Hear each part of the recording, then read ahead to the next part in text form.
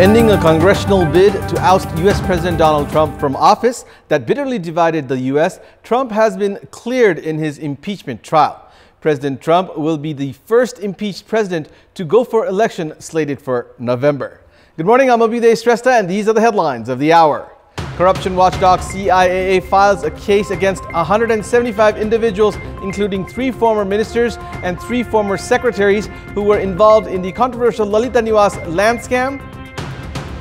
Trend of prioritizing small and trivial projects on political pressure continues. Projects prioritized without determining DPRs and investments. U.S. President Donald Trump cleared in his impeachment trial, ending a congressional bid to oust him from office that bitterly divided the U.S. And Oman taking on USA in the second match of the triangular series under the World Cup League 2 today.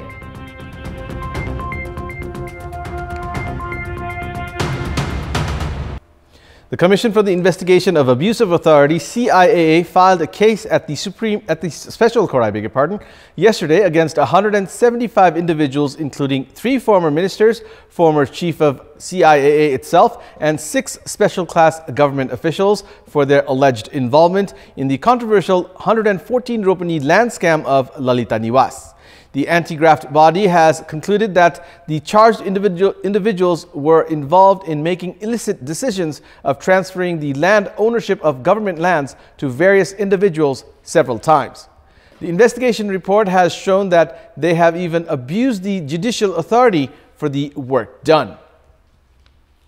The CIAA filed a case against former Deputy Prime Minister and Minister for Fiscal Planning and Construction Bijay Kumar Gachedar and former Land Reform Minister duo Dambar Shrestha and Chandradev Joshi for their alleged involvement in transferring the land ownership of government lands to individuals and selling them. Following the case being filed, Gachedar's membership in the House of Representatives has been suspended. Likewise, the anti-graft body filed a case against its own former Chief Commissioner Deep Basnath, former Minister Chaviraj Panta, and former Secretary Dinesh Hari Adhikari, among others, for their involvement in the case. The CIAA has charged Basnath and Panta for misusing their post as secretary during their tenure. The constitutional anti-graft body has claimed 96.5 million rupees each from Gachedar, Shrestha and Panta. Likewise, the CIAA has claimed 70.8 million rupees from former Minister Joshi and former Secretary Adhikari. Middleman Shobhakanta Dhakal and owner of Bhatpatini supermarket Meen Bahadur Gurung have been charged with 392.7 million rupees of embezzlement, whereas another middleman, Ram Kumar Subedi, has been charged with 525 million rupees of embezzlement. Basnath had served as the Chief Commissioner of the CIAA itself, whereas former Secretary Panta was in the cabinet of the Khilraj Regmi-led interim government. The CIAA has included former Secretary at the Home Ministry Geha Nath Bhandari, his wife Bhuvan Kumari Chapagai, and mother-in-law Soda Kumari Chapagai in the charge sheet for acquiring 22 ropanis of land as bribe.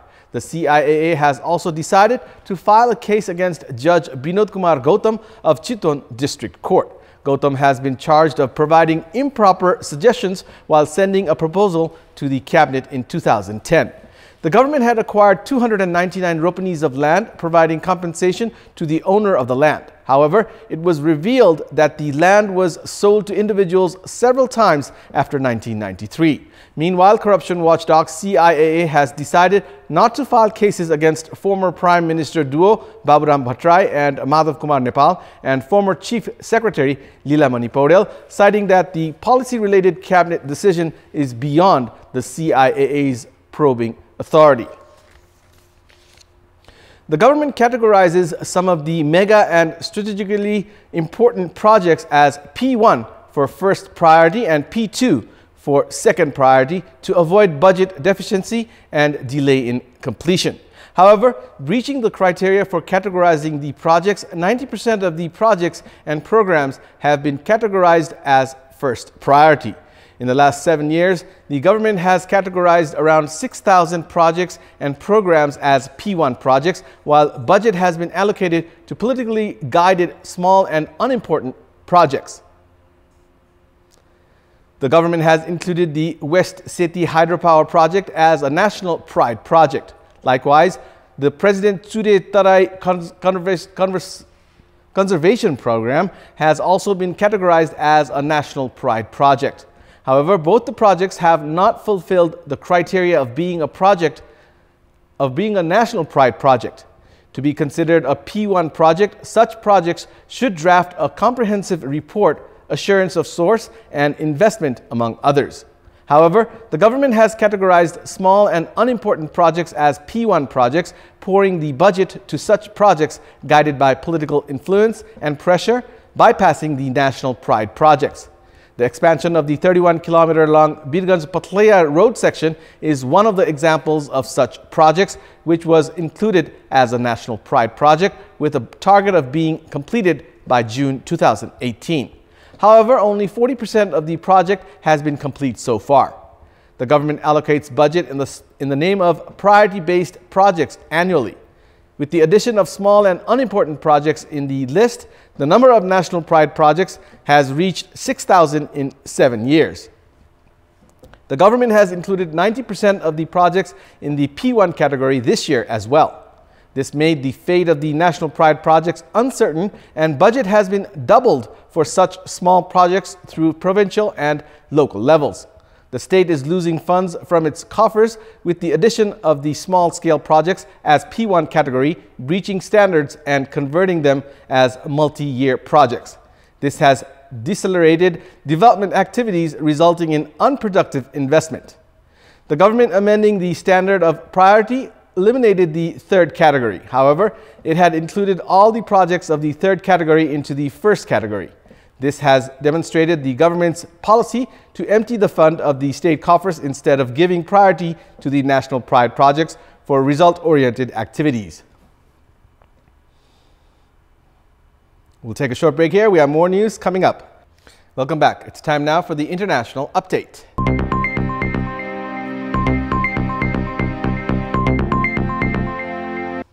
U.S. President Donald Trump has been cleared in his impeachment trial, ending a congressional bid to oust him from office that bitterly divided the U.S. The Senate, run by the president's fellow Republicans, voted to acquit him 52-48 on charges of abuse of power and 53-47 on obstruction of Congress. Democrats charged President Trump in December with pressuring Ukraine to smear a potential White House rival. In November, President Trump will be the first impeached president to go for election. In its historic vote yesterday, the Senate decided not to remove America's 45th president from office on charges arising from his dealings with Ukraine. If convicted on either charge, Trump would have had to turn over his office to Vice President Mike Pence. The Democratic-led House of Representatives approved the articles of impeachment on 18th of December. President Trump, who is seeking a second four-year term in the November 3 election, always denied wrongdoing. Mitt Romney of Utah was the only Republican senator to cross the aisle and convict Trump on the first charge of abuse of power. Some Republican senators criticized President Trump's behavior in recent days, but said it did not rise to the level of impeachment. A two-thirds majority vote was needed to remove Trump, which was always going to be a long shot in a 100-seat chamber controlled by his party. In our Public Voice segment, we had asked the locals of Sindhupalchok why haven't homes in the district been reconstructed. Let's take a look at what they had to say. Public Voice.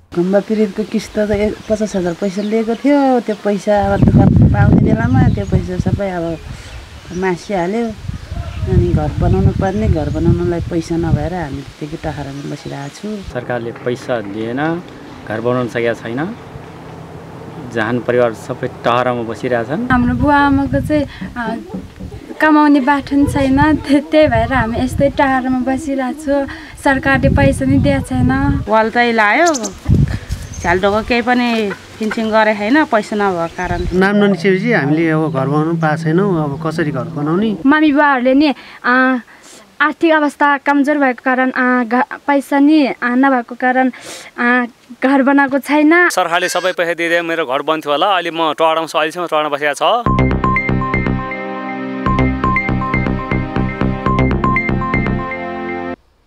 We have more news coming up, but right now it's time for another short break. Welcome back. It's time now for our segment Public Pulse, where you text us with your opinion. Public Pulse. And here's the question. Why have banks advised to change policy instead of increasing investment in the production-oriented sector? Your options are A, refusing to abide by rules, B, lack of profit, and C, avoiding risk. The voting is on. Type NEWS, select your option A, B, or C, and send it to 34001 to share your opinion with us. And it's time now for the sports news. Sports news. Oman will face USA in the second match of the triangular series under the World Cup League 2 today. The match is scheduled to start at 9:30 this morning at the Tribhuvan University Cricket Ground in Kantipur. Oman had defeated Nepal by 18 runs yesterday in the first match of the triangular series. With yesterday's win, Oman has climbed to the second spot of the points table, winning 5 matches out of 7 in the World Cup League 2 series. Oman is facing USA on Nepalese ground after a decade. USA lost to Nepal 11 by 37 runs in the practice match played on Tuesday. Before arriving in Nepal for the triangular series, USA played 3 matches in Mumbai, winning a match and losing 2. USA leads in the current series, securing 12 points with 6 wins from 8 matches.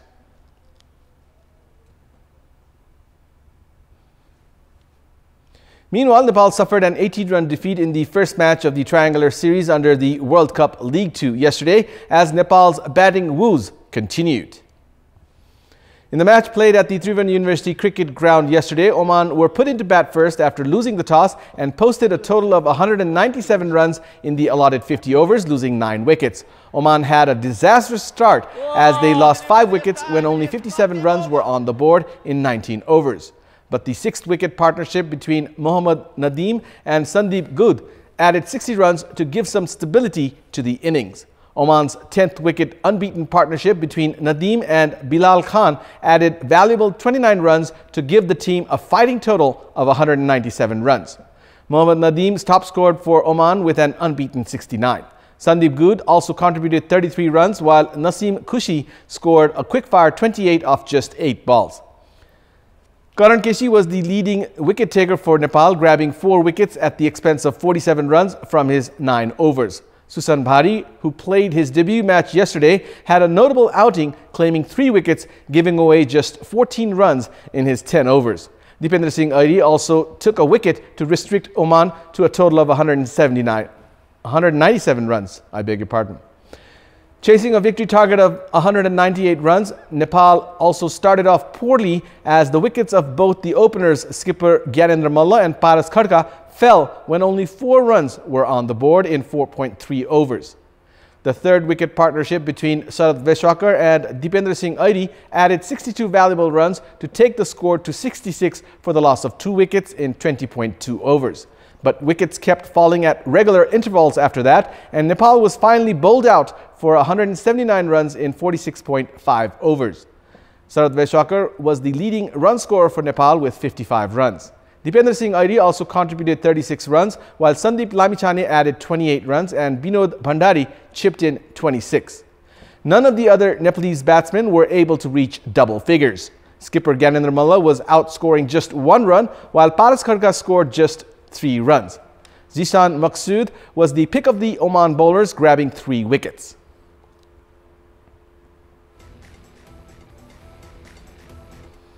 The 11th round matches of the Martyrs Memorial A Division League start from today. Machindra Club will play against Saraswati Youth Club in today's first match, which will kick off at 11:30 this morning at the Anfa Complex in Saddopato, Lalitpur. Machindra Club is currently in the second spot of the league table with 22 points, winning 7 matches, drawing 2 and losing 1. Meanwhile, Saraswati Youth Club is at the bottom of the points table and is in the relegation zone with 4 points. In today's second match, league leaders Tribhuvan Army Club will face Armed Police Force. The match will kick off at the Anfa complex at 3 this afternoon. Trivandrum Army Club currently leads the league table, securing 23 points with 7 wins, 2 draws and 1 loss. Likewise, Armed Police Force is in the 13th spot, just 1 point above the relegation zone with 5 points.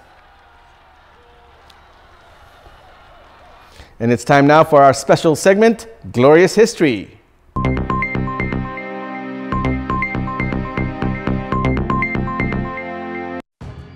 On 5th of February 2014, the then US President Barack Obama and journalists globally called for the release of 3 Al Jazeera journalists detained in Cairo, Egypt.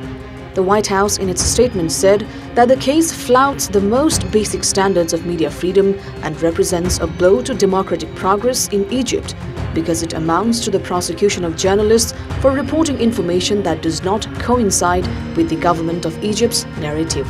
All 3 journalists received 7 years of sentences, but Mohammed was given an additional 3 years for possession of a weapon, a single spent bullet that he had recovered from a street protest as a souvenir.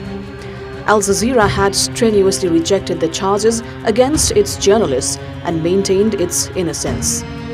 In September, Mohammed Fahmy and Bahed Mohammed were pardoned by the Egyptian president along with 100 other prisoners, including activists and a poet, while Peter Greste was released in February. The 3 journalists have talked with news outlets and written books about the incident after being released. On 5th of February 1973, Juan Corona, a Mexican serial killer, was sentenced to 25 consecutive life terms for killing 25 migrant farm workers in Northern California. He had been imprisoned since his arrest in May of 1971 and had been denied parole multiple times. Corona's crimes were from another era when mass murder was still considered out of step with the American culture. After the mass murder, there were books, TV documentaries, and much speculation about how one person could butcher 25 people. One of such documentaries was dubbed Machete Mangler. In his declining years, Corona was in a wheelchair and was at times lucid, although things got worse as severe dementia took its toll. During his 2011 parole hearing, he admitted the killings in gruesome detail. He had a known history of mental instability dating back to the mid-1950s when he was diagnosed with paranoid-type schizophrenia. Imprisoned since his arrest in May of 1971, Corona died in a jail at the age of 85. This is Sarah Sapsanama for Glorious History and Kantipur News Desk.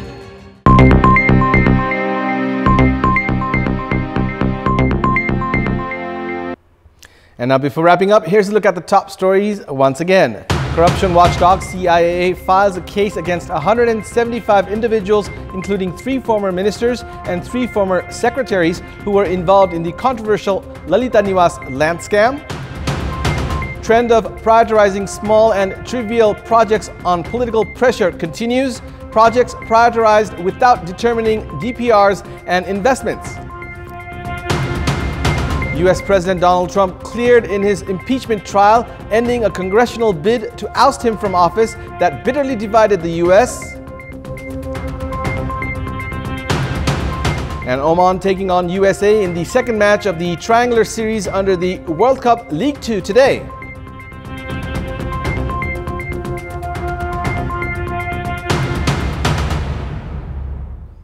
And that's all for the moment. Keep watching Kantipur Television HD for more news and entertainment. Thank you for watching. Have a good day.